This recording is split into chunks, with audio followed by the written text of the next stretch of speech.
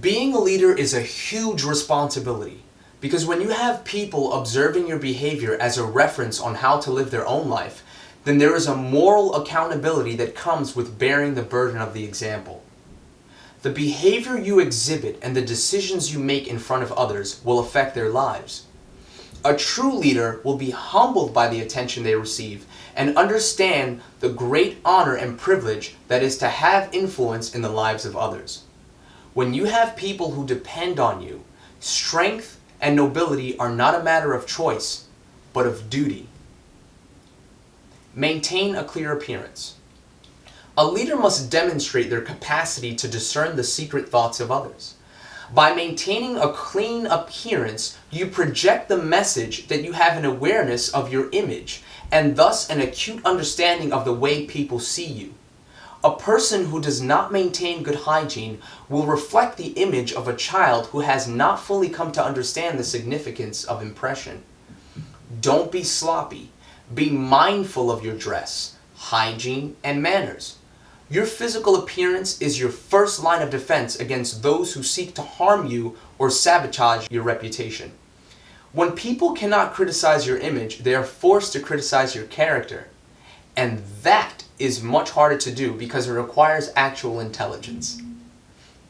In the same way that a leader is aware of their societal image, they must also be aware of their own self-image.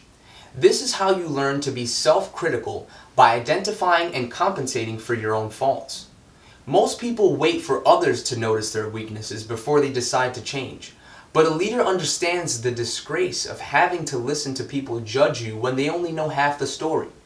A leader understands that true judgment is within, and in order for it to remain within, one must be willing to embrace the truth before their inadequacies manifest externally and they become a burden to others. Be quick to apply the truth that you've learned from making mistakes.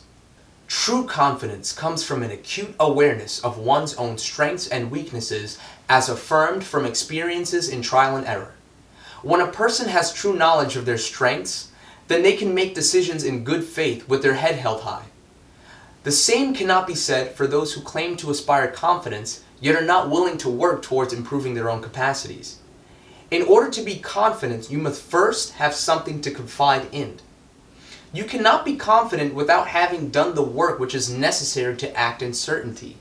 No one is going to follow or take advice from a person who cannot even be certain about the decisions they make for themselves. There are two kinds of conflict. The leader must learn to identify both: sterile conflict and fertile conflict. Sterile conflict is any conflict that is recurring as consequence of an inability or unwillingness to apply a solution. Fertile conflict is any conflict to which knowledge is applied for the purpose of securing future success. Some people only experience sterile conflict because they are too afraid or too lazy to apply a solution. They tend to avoid conflict altogether because they are comfortable in their inadequacies and don't want to progress. Then there are those who experience fertile conflict because they see struggle as an opportunity for growth and they use it to make themselves stronger. Recognize conflict as an opportunity to solidify your convictions and achieve a greater awareness of your identity.